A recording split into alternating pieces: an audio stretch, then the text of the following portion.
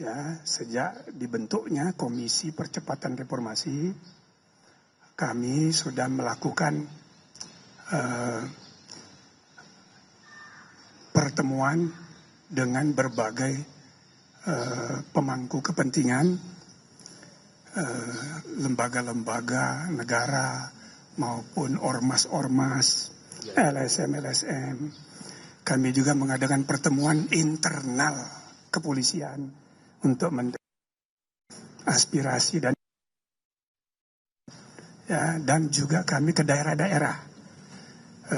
Tidak semua provinsi, tapi provinsi dan kabupaten yang dianggap utama kami datangi, kita dengarkan juga ya aspirasi yang tumbuh berkembang dalam rangka reformasi kepolisian Republik Indonesia yang diamanatkan oleh Bapak Presiden.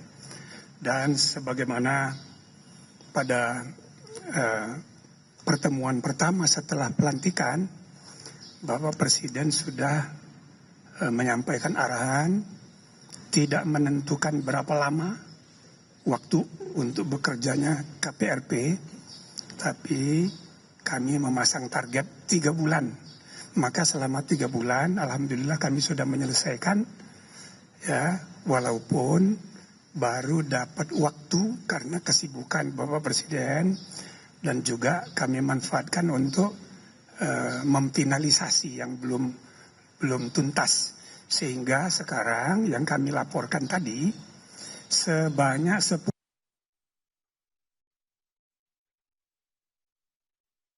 nyangkut keseluruhan policy reform untuk dijalankan oleh pemerintah, ya, maupun oleh Polri secara internal. Jadi kami usulkan supaya dibentuk revisi undang-undang tentang Polri yang nanti akan di follow up dengan adanya peraturan pemerintah atau perpres berikut inpres yang memberikan instruksi kepada Kapolri dan jajaran untuk menjalankan rekomendasi yang sudah disepakati di dalam laporan ini. Nah, termasuk di dalamnya agenda untuk reformasi internal yang harus mengubah sekitar, atau bukan sekitar, sudah kita hitung 8 perpol peraturan Polri dan 24 perkap peraturan Kapolri yang diharapkan selesai sampai 2029. Nah, jadi apa yang kami hasilkan ini bukan hanya agenda jangka pendek, tapi juga sampai jangka menengah sampai 2029. Tadi Bapak Presiden menerima poin-poin yang kami laporkan, ada juga tukar pikiran, dan bahkan kami juga menyampaikan tidak semua kami bersepuluh itu 100% sepakat semua. Ada yang beda pendapat. Karena itu kita laporkan juga. Termasuk mengenai ide pembentukan Kementerian Keamanan. Kami sudah sepakati bahwa kami tidak mengusulkan adanya pembentukan kementerian baru. Tadi Presiden juga tanya, kita jelaskan. Yang kesimpulan kami, manfaatnya dibandingkan mudaratnya lebih banyak. Maka ya udah, kita nggak usah usulkan itu. Yang kedua, kami juga melaporkan, kami ada perbedaan pendapat tentang metode pengangkatan Kapolri. Sebagian di antara kami berpendapat pengangkatan Kapolri tidak perlu dikonfirmasi atau mendapat persetujuan DPR. Sebagian di antara kami berpendapat tetap seperti sekarang. Setelah berdiskusi plus minusnya, Bapak Presiden memberi arahan, ya sudah seperti sekarang aja. Jadi Kapolri tetap diangkat oleh Presiden atas persetujuan dari DPR seperti praktek sekarang ini. Baik untuk Polri maupun Panglima TNI, sesuai dengan ketentuan undang-undang, itu bukan fit and proper test di DPR, tapi disetujui atau tidak disetujui. Itu namanya right to confirm dari parlemen. Jadi beda, jadi presiden hanya mengajukan satu nama, DPR boleh setuju, boleh tidak. Nah, walaupun dalam praktek selama ini selalu disetujui. Nah, jadi Bapak Presiden sesudah berdiskusi panjang, memutuskan, ya udah tetap aja seperti sekarang. Tapi poin ketiga sebagai hal yang baru, Bapak Presiden sangat menyetujui untuk dilakukannya penguatan Kompolnas. Ya, Komisi Kepolisian Republik Indonesia diperkuat sehingga keputusan dan rekomendasinya mengikat. Dan keanggotaannya tidak lagi ex officio seperti sekarang, tapi disepakati dia independen, sehingga presiden ya fungsi pengawasan terhadap kepolisian itu menjadi efektif, lebih efektif ya untuk ke depan. Dan ini harus diatur di undang-undang.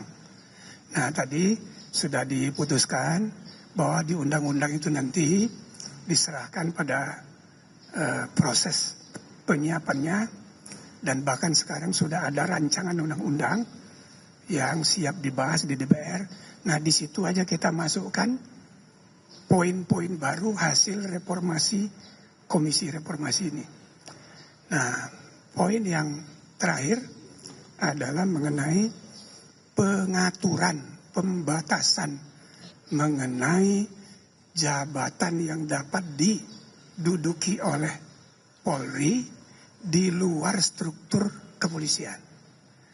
Nah, jadi tadi diputuskan oleh Bapak Presiden harus ditentukan secara limitatif jabatan mana saja, seperti di Undang-Undang TNI.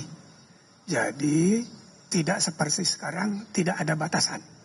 Nah, itu harus dimuat di PP atau dimuat di undang-undang yang segera akan diselesaikan oleh kementerian yang bertanggung jawab di bawah koordinasi Pak Menko. Saya kira ini ya yang perlu, nanti kalau ada yang perlu ditambah, saya mohon bantuan Pak Yusril, Pak Mahfud, mungkin juga nanti Pak Kapolri bisa menyampaikan langsung ya apa yang tadi diputuskan oleh Bapak Presiden. Dan selanjutnya komisi setelah hari ini ya selesai tugasnya, maka tinggal menunggu ada acara. Nanti Presiden akan mengadakan acara khusus untuk acara apa itu, farewell gitu kira-kira ya, tanda terima kasih kira-kira begitu ya. Jadi sekarang saya silakan Pak Menko untuk menambahkan.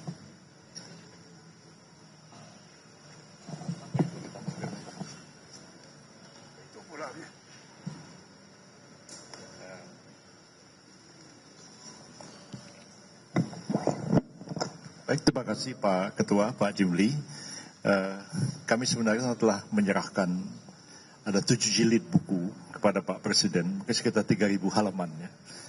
Ada yang ringkasannya, ada yang 13 halaman dan ada yang hanya 3 halaman. Dan tadi sudah diserahkan kepada Pak Presiden dan beliau sudah baca. Yang kesimpulannya adalah bahwa ada 6 poin dari kesimpulan yang dicapai oleh Komite Reformasi Percepatan Reformasi Polri.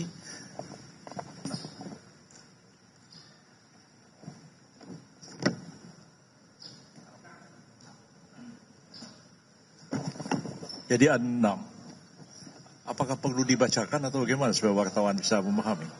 Dibacakan ya? Dibagi. Bisa dibagi, Pak? Kapan mau dibaginya? Nanti akan dibagi ya. Baik. Jadi intinya memang tadi sudah disampaikan oleh Pak Ketua, Pak Jimli, bahwa kita sudah melaporkan hasil kerja dari Komite Percepatan Reformasi Polri kepada Pak Presiden, dan Pak Presiden menerima baik laporan hasil kerja dari komite, dan seluruh yang disampaikan itu telah disepakati oleh Bapak Presiden terhadap hal yang alternatif tadi, apakah pengangkatan Kapolri itu langsung diangkat oleh Presiden, ataukah Presiden mengajukan satu atau dua atau lebih nama kepada DPR, dan DPR diminta persetujuan lalu Presiden mengangkatnya.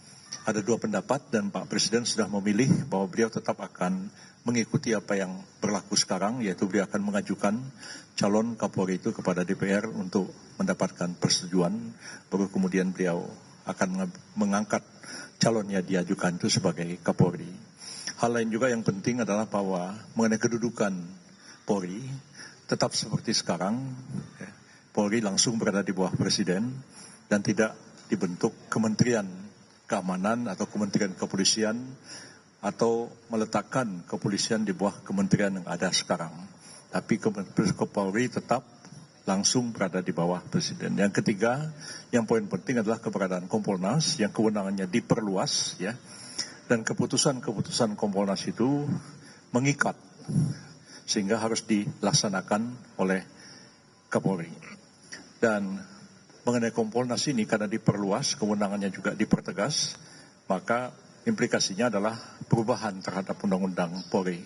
Dan itu tadi sudah disampaikan juga tugas Pak Menkum, Pak Supratman, tugas kami semualah untuk mendraft itu dan nanti akan disampaikan kepada DPR sebagai amandemen Undang-Undang Kepolisian yang ada sekarang, beberapa pasal khususnya terkait dengan Kompolnas, juga penempatan polisi dalam di luar tugas-tugas kepolisian. Itu yang nanti akan ditegaskan dalam undang-undang. Saya kira itu poinnya yang dapat kami sampaikan. Terima kasih.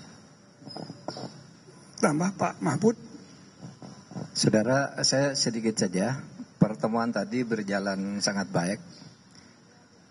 Presiden memberi informasi tentang situasi nasional dan geopolitik yang sedang kita hadapi dan harus kita seriusi. Yang kedua, sejauh menyangkut hasil berdiskusi secara hidup. Presiden memancing kita untuk mengemukakan tesa, lalu dilawan dengan antitesa, lalu diambil tesanya apa kesukurnya. Jadi tadi diskusi betul dengan Presiden dan terasa suasana akademik dan keilmuan tadi muncul. Karena Presiden betul-betul menguasai, kita pun juga punya bahan-bahan untuk didiskusikan dan akhirnya diputuskan bersama tadi setelah diumumkan. Berjalan bagus dan kita sama mengusulkan karena 10 buku ini, 7 buku tebal yang verbatim, kemudian ada 3 buku kecil-kecil, itu supaya nanti terbuka kepada publik karena ini untuk pembangunan jangka panjang Polri ke depan. Sehingga nanti akan dikeluarkan impres atau kepres gitu yang menyatakan ini diterima dan minta Polri untuk melaksanakan secara bertahap. Kemudian masyarakat juga bisa membaca di perpustakaan atau di websitenya Setnek dan sebagainya. Saya kira itu tambahan dari saya. Tadi ada susunan Kompolnas, Pak Jimli aja yang jelaskan nih. Ada yang jadi Kompolnas nanti akan menjadi lembaga independen yang mengawasi lembaga pengawas eksternal polisi, sehingga Kompolnas tidak menjadi semacam jubir tapi menjadi betul-betul yang mengawasi dan eksekutorial ke dalam level tertentu. Jumlahnya 9 orang, terdiri dari berbagai unsur. Ada mantan pejabat tinggi Polri, ada advokat, ada tokoh masyarakat, akademisi, ahli lingkungan, dan sebagainya. Pokoknya ada 9 yang itu sudah rinci di dalam keputusan ini. Saya kira itu Pak dari saya, cukup ya. Terima kasih. Terakhir, Pak Listio Sigit. Untuk diketahui, hari ini adalah hari ulang tahun Pak Kapolri. Dan juga Profesor Otto Hasibuan. Bareng. Cumain Pak Kapolri 57, beliau 71. Dan hari lahirnya jam 5 subuh, tanggal 5, bulan 5, tahun 1955. Itu beliau. Saya persilakan, apa? 05. Kalau Presiden 08 ya 05. Saya persilakan Pak Sigit. Terima kasih Bapak Ketua Tim Reformasi dan seluruh anggota Komisi Reformasi. Pada prinsipnya kami menambahkan apa yang tadi disampaikan oleh pimpinan serta anggota yang lain bahwa Polri pada prinsipnya segera menindaklanjuti terkait dengan usulan-usulan yang memang kami rasa ini akan terus membuat institusi Polri ini menjadi lebih baik. Penguatan Kompolnas tentunya tadi menjadi bagian yang akan segera kita laksanakan. Penempatan di luar struktur kami segera akan rapatkan dengan Menteri Menko Hukum, dan kemudian juga terkait dengan masalah tata kelola kami sudah susun untuk mana yang masuk strategi green, strategi jangka pendek, menengah dan panjang. Jadi prinsipnya Polri menyambut baik hasil rekomendasi dari Komisi Reformasi Polri dan akan segera ditindaklanjuti. Terima kasih. Terima kasih. Terakhir, kesimpulan. Tambah satu lagi. Jadi Bapak Presiden tadi juga memberi arahan bahwa yang perlu kita reformasi bukan cuma polisi. Apalagi kita sudah 25 sampai 27 tahun reformasi. Nah, terutama lembaga-lembaga penegak hukum ini juga memerlukan evaluasi. Sampai kekuasaan kehakiman juga perlu ada reformasi. Bukan hanya naik gaji, tapi juga ya secara menyeluruh terpadu. Tapi kita mulai dengan polisi dulu. Saya kira itu arahan dari Bapak Presiden tadi sekaligus sebagai penutup. Terima kasih banyak. Assalamualaikum warahmatullahi wabarakatuh. Ya nggak usah tanya ya. Udah kebakul. Udah maghrib. Ayo tapi kesian udah. Dua aja.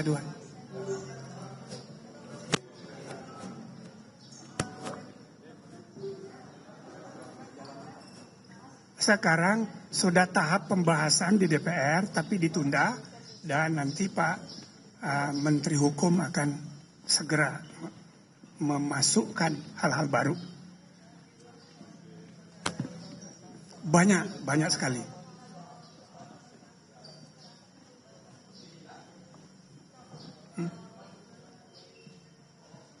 Banyak, ada semua. Termasuk demilitarisasi budaya kerja. Masuk. Dan Bapak Presiden sangat peduli mengenai soal uniform, soal apa. Ya. Nah, nanti barangkali bisa ditambahkan Pak Ahmad Dopiri. Baik. Terima kasih Pak Ketua Komisi Prof. Jimli.